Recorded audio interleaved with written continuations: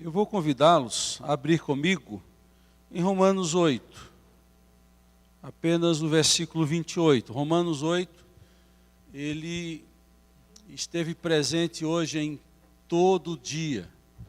Pela manhã nós falamos sobre as 5 afirmações sobre o tempo da salvação, em Romanos 8, 29 e 30. A liturgia, lemos Romanos 8, de 1 a 17. E agora nós vamos falar desse texto tão conhecido. Eu acho que todo crente que se preza sabe de cor esse versículo.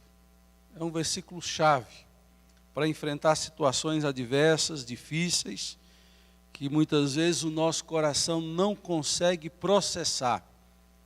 E essa palavra vem ao nosso socorro muitas vezes. E eu me refiro ao versículo 28 que está projetado aí, que nós vamos fazer uma leitura em uníssono, lendo na NVI. O versículo 28 diz assim: sabemos que Deus age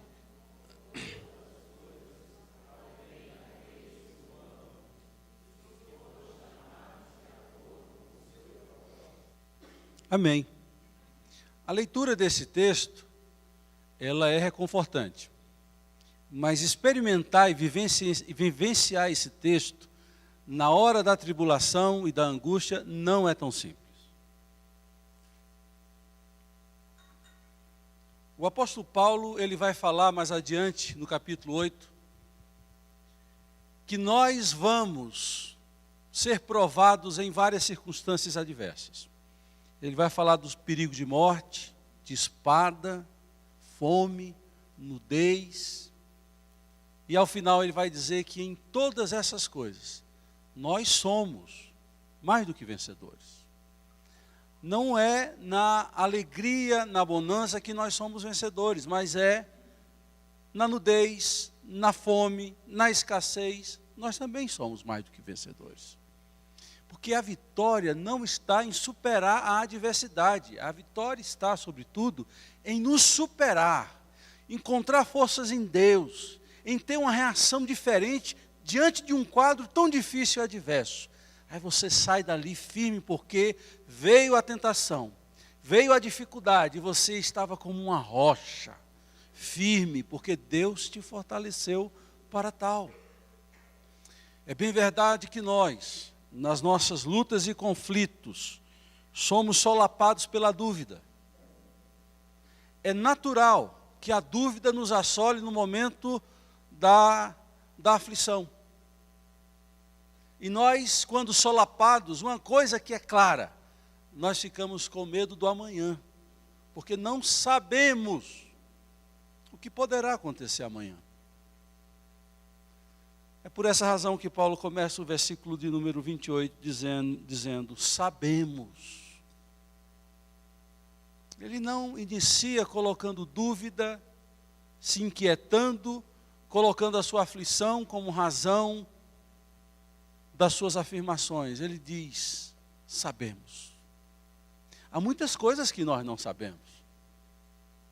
No mesmo texto, no capítulo 8, Paulo diz que nós não sabemos orar como convém. Tem muitas coisas que nós não sabemos, mas Paulo faz questão de fazer 5 afirmações, frutos de convicções. Convicções essas inabaláveis, que não se movem no seu coração. Ao iniciar esse versículo tão célebre, tão conhecido por nós, ele parte dizendo, sabemos. Há uma palavra concorrente no original grego para sabemos, que é o mesmo que conhecemos. A palavra muito famosa é gnosko. O verbo gnosko significa conhecer, saber.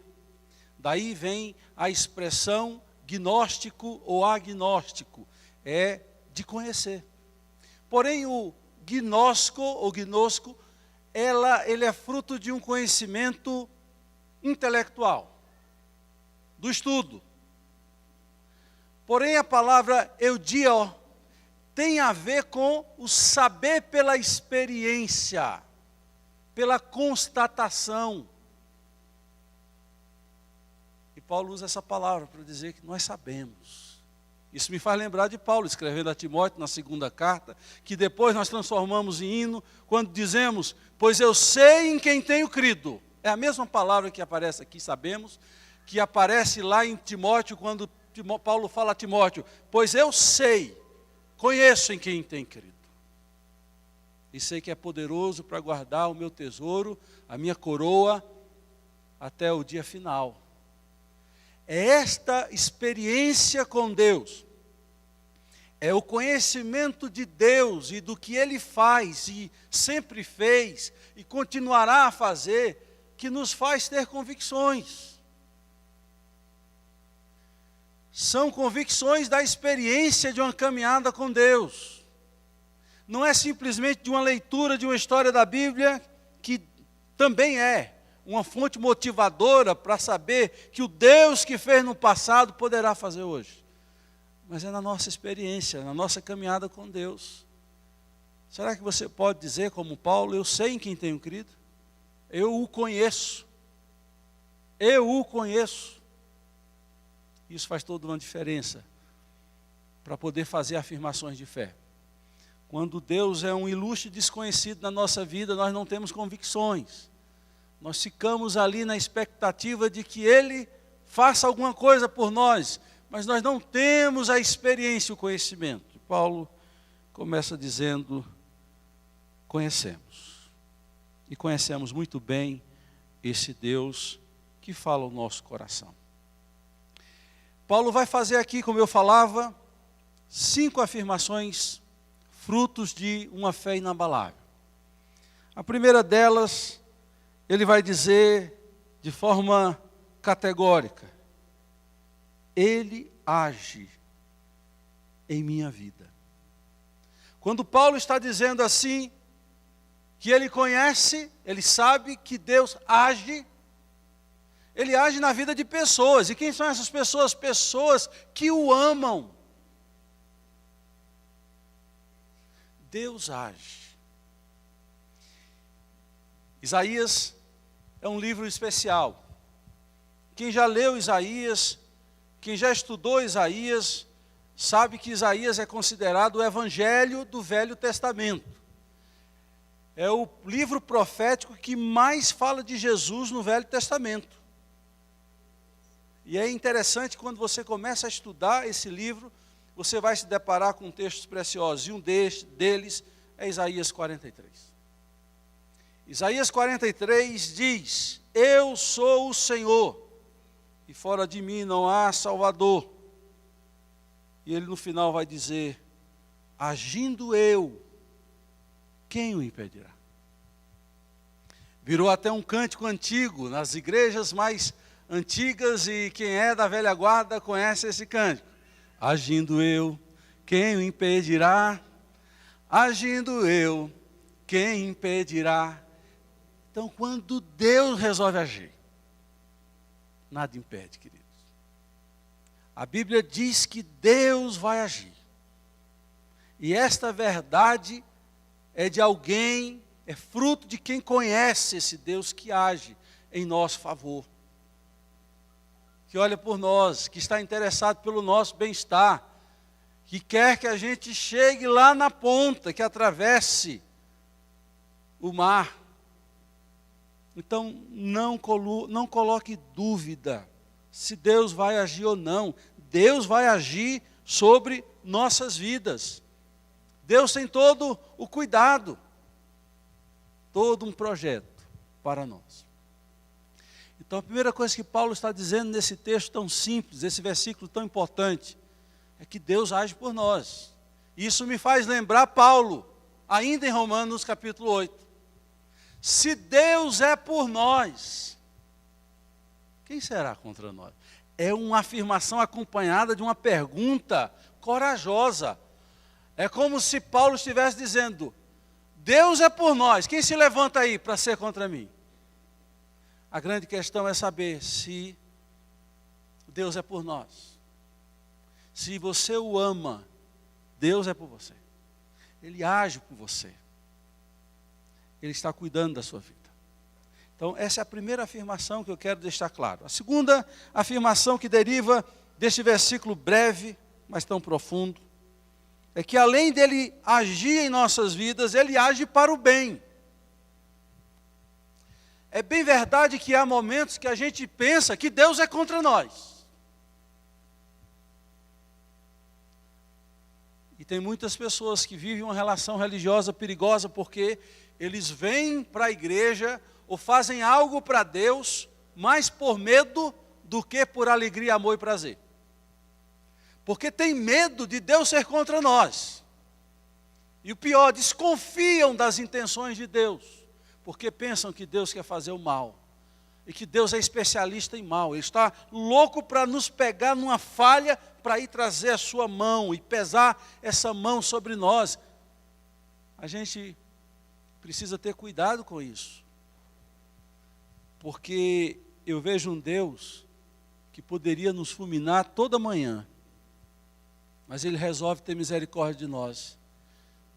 A palavra de Deus diz que as misericórdias do Senhor se renovam a cada manhã, e que as misericórdias do Senhor não têm fim, elas se renovam cada manhã. Se Deus quisesse o nosso mal, toda manhã Ele tinha razão para fazê-lo, todas as manhãs.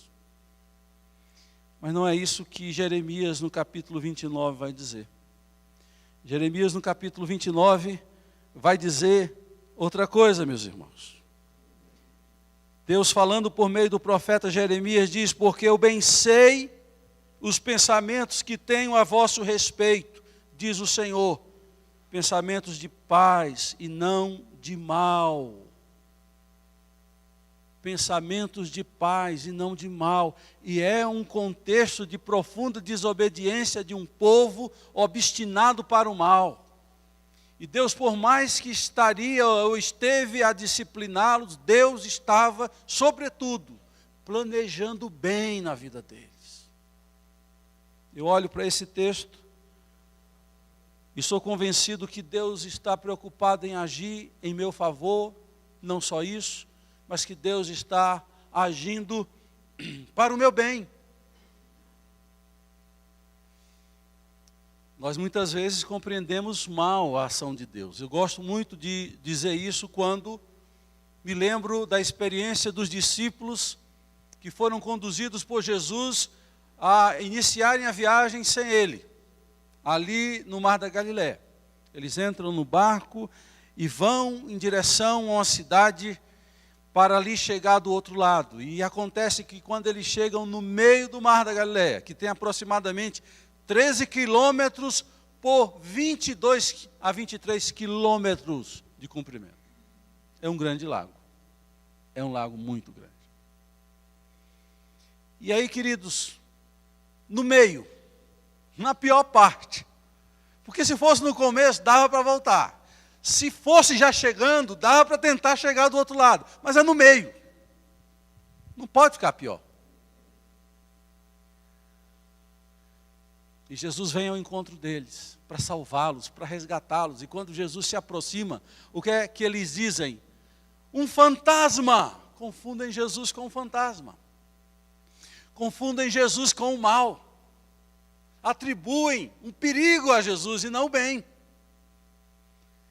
E esse Deus diz: só eu sei que pensamento tenho a vosso respeito. Pensamentos e planos de bem e não de mal. Todas as coisas cooperam para o bem. No final, tudo vai terminar bem e, sobretudo, no final, eu vou ser tratado por Deus e vou ser uma pessoa melhor e tudo vai terminar bem. E não só as coisas externas. A grande bênção é entender isso. Que o bem não é só terminar bem e o final da história tem uma reviravolta marcante. Como teve o final da história dos amigos de Daniel na fornalha acesa. O final da história teve uma virada emocionante. Você vai pegando a história, Daniel na cova dos leões. Situação difícil, no final teve um final de bem. Mas há situações que o final às vezes não é tão bom, mas a gente termina bem, porque a gente cresceu, amadureceu e é capaz de sair dali melhor do que entrou. Deus, Ele age em nossas vidas. Deus, Ele age para o bem. E eu estou falando isso, queridos, porque às vezes nós ficamos confusos com o tratamento de Deus, com a forma de Deus agir. Não deixe a confusão reinar no seu coração. Afirme categoricamente: o meu Deus trabalha para o bem na minha vida. O meu Deus trabalha para o bem na minha vida. O capítulo 50 de Gênesis é um capítulo importante, porque é o encontro de José com seus irmãos.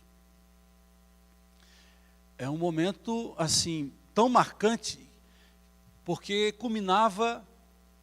terminava, melhor dizendo, um período de 13 anos, aproximadamente, de distanciamento de José dos seus irmãos. Ou até mais um pouco. E quando José se dá a conhecer para os seus irmãos entraram em pânico. Vocês estão lembrados da história? José do Egito, que foi vendido pelos irmãos, e come o pão que o faraó amassou, é preso, sofre, é injustiçado, é caluniado, e aquele homem diz assim: Deus, o senhor não trabalha para o bem não? Cadê o bem nisso tudo? E a coisa só apertando, só apertando.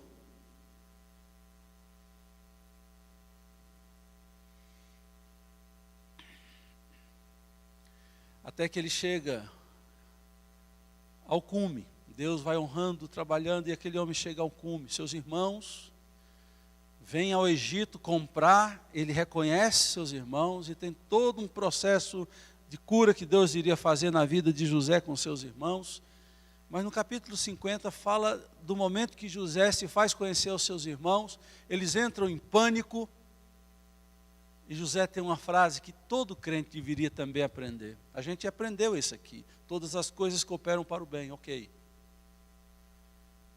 Mas não apenas todas as coisas cooperam para o bem. José ensina que Deus transforma o mal em bem. Alô? Deus transforma o mal em bem. José diz para os seus irmãos: o mal que intentastes contra mim, Deus transformou em bem. Olha, as nações estão sendo alimentadas, porque Deus transformou o mal em bem. Olha, vocês vão ter vida, vão sobreviver, porque Deus transformou o mal em bem. Não dê tanta relevância ao mal que fizeram contra você. Veja o bem que Deus pode fazer por você. Às vezes nosso coração fica azedo contra pessoas que fizeram mal contra nós. E nos esquecemos de que Deus pode nos honrar e fazer o bem. Então é esta frase marcante que precisa ser guardada em nossos corações. O mal que vocês intentaram, fizeram. Não é que vocês não fizeram. Fizeram com toda a intenção. Requinte de crueldade. Vocês fizeram. Mas Deus foi bom e transformou o mal em bem.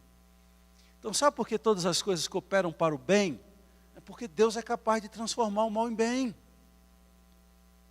Uma perseguição no trabalho, uma doença, um mal-estar, Deus transforma o mal em bem.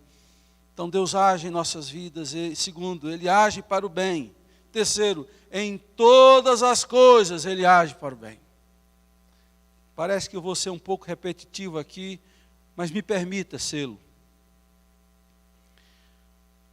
Porque a pergunta que cabe a essa altura é saber o que é o bem. Quando é que Deus traz o bem em nossas vidas? Aí você vai dizer: quando Deus resolve os nossos problemas, quando tudo termina bem.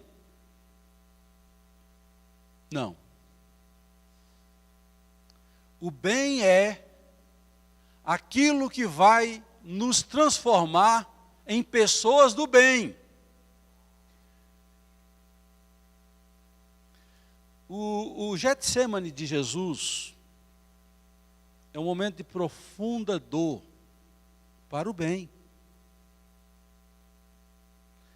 A palavra Getsêmani significa lugar onde a oliveira é espremida. Não só Jesus tem Getsêmanis. em algum momento da nossa vida, nós vamos ter Getsêmen. Às vezes é preciso que a gente seja espremido, para o bom azeite sair. E é a frio, meu irmão. Porque o bom azeite é a frio. É aquele aperto que a gente não entende. Mas o bom azeite está saindo de nós. E a gente está sendo aperfeiçoado, lapidado. A gente lê a Bíblia e diz que nós devemos ter a forma de Jesus. Que não devemos nos conformar com esse mundo. Deus tem uma forma. E para o nosso bem, nós temos que caber nessa forma. E você sabe como a gente faz para caber as coisas numa forma? Quando ela amolece, cabe. Se for dura, dificilmente vai caber. Então Deus tem que forçar para você caber naquela forma e ter o bom formato. Às vezes tem que aparar estas e dói. Porque muitas vezes nós queremos o bem, mas não somos do bem. Eu fico impressionado. Pessoas que vêm muitas vezes à igreja na tentativa de solucionar os seus problemas, mas ela não quer o bem em si. Elas querem só um favor. Meus irmãos, Deus age em todas as coisas. O bem de Deus é nos abençoando ao fazer que a nossa empresa renda mais, que a nossa saúde esteja 100%. Deus faz o bem quando o seu filho forma-se, se torna um doutor. Deus faz o bem quando um problema que parecia impossível de resolução é resolvido. Deus faz o bem. Mas Deus faz o bem quando tira muito do que a gente tinha de dinheiro para nos tornar mais humildes. O Judas não está hoje aqui, então vamos aproveitar e vamos falar dele. O Judásio, ele me contava essa semana como foi a conversão dele. Judásio, ele é um advogado aqui, conhecido de muitos. Ele comprou uma empresa de prestação de serviço de um grupo que parecia estar muito bem. E quando ele comprou aquela empresa, de fato, contabilmente estava tudo bem. Só que ela fazia parte de um grupo maior e outra parte não estava tão bem. Quebrou. A Justiça do Trabalho vai atrás de todo o grupo. Foi em cima dele. E ele disse, mas não tem nada a ver, eu comprei a empresa, estou aqui gerindo a minha empresa. Não tem nada a ver, então você é solidário. E ele foi acionado, ele morava no Lago Norte, teve que vender casa, e foi parar aqui nos condomínios. E ele começou a buscar a Deus, quando Deus tirou tudo. E ele dizia para mim, graças a Deus porque Ele me tirou tudo, porque eu tinha tudo, mas não tinha Deus. Então, para o meu bem, foi muito difícil, mas eu saí de tudo aquilo com Deus no meu coração. Por que eu pedi para vocês fazerem um momento de oração, de gratidão? Porque para nós é difícil cumprir a Bíblia, sabe, queridos? A gente recita a Bíblia, mas cumprir a Bíblia é difícil. Quem não sabe aqui 1 Tessalonicenses 5,18? Quem não sabe? Em tudo dai graça. Porque essa é a vontade de Deus em Cristo Jesus. A gente acrescenta ainda. Em tudo dai graça, porque essa é a vontade de Deus. É fácil dar graça diante de uma conquista. Agora, ser como um Jó, Jó é o meu exemplo. Depois de ter recebido notícias fatídicas de morte, de perda, ele diz, nu saí do ventre da minha mãe, nu voltarei, bendito seja o nome do Senhor. Isso é em tudo da graça. Mas a gente prefere reclamar, murmurar, se queixar, lamuriar, azedar. Por isso que nós temos que aprender com urgência, queridos, que Deus age para o nosso bem. Em todas as coisas, Ele age para o bem. A quarta afirmação que Paulo faz é uma afirmação que nós precisamos também vivenciar e aprender com ela. Porque ele vai dizer que Deus age sobre os amados, sobre aqueles que o amam. O John Stott, quando ele fala desse versículo, ele vai dizer que Romanos é um livro que aponta, sobretudo, o amor de Deus por nós. Quando você lê a Bíblia, os escritos de Paulo principalmente, você vai se deparar com essa grande afirmação, sublime afirmação: Deus nos ama. Eu lembro de Romanos 5,5, que diz que o amor de Deus é derramado em nossos corações pelo Espírito Santo. João vai dizer que Deus nos amou primeiro.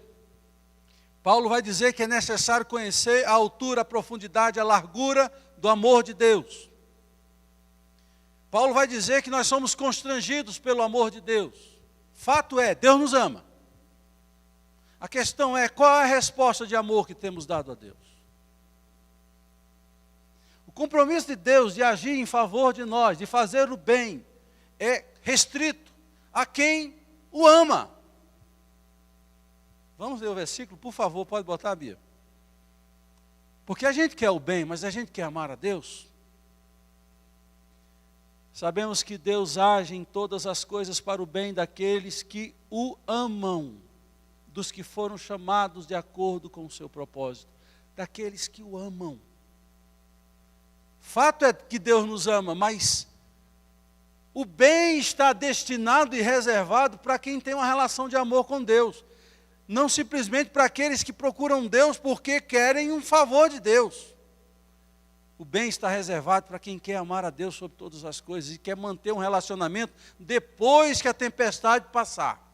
E eu fico olhando para essa verdade sublime de que Deus me ama e que Deus nos ama, e fico profundamente impactado porque esse amor de fato nos conquista. Mas será que nós amamos a Deus?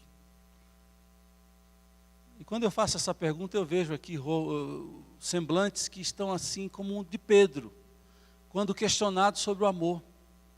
Depois de ter traído, depois de ter negado, Jesus encontra Pedro, João capítulo 21, se eu não me engano, e diz: Pedro, tu me amas? E Pedro fica sem jeito, é um momento constrangedor para Pedro, porque as ações anteriores não demonstravam tanto amor.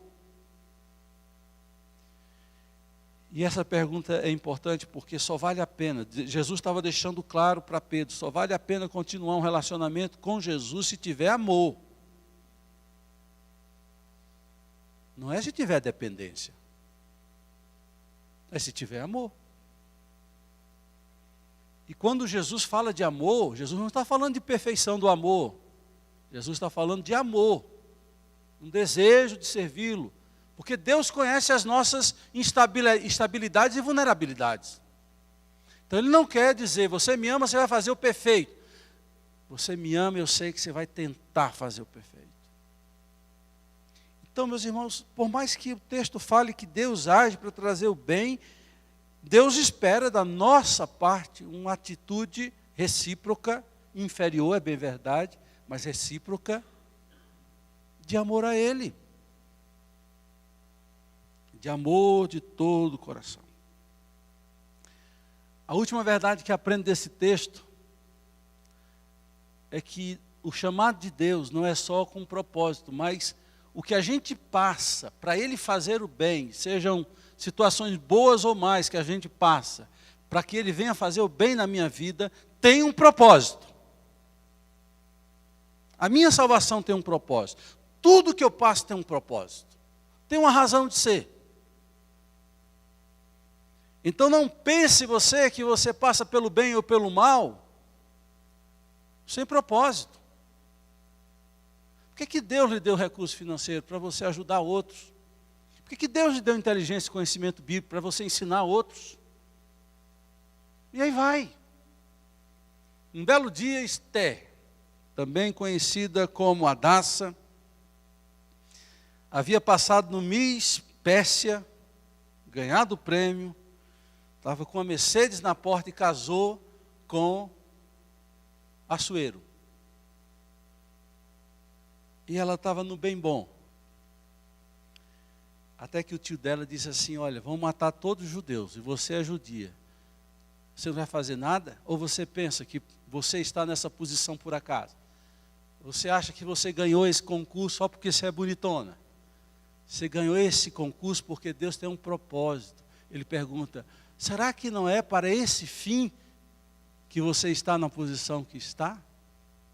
Então, sempre pense na posição que você galgou, na profissão que você escolheu, como meio de abençoar outros, porque tem um propósito. Tem um propósito. E às vezes nós desenvolvemos o propósito do egoísmo.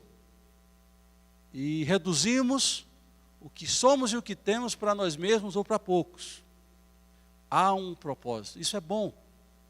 Porque quando a gente pensa no propósito de Deus, a gente pensa no propósito que nós devemos ter ao receber o bem.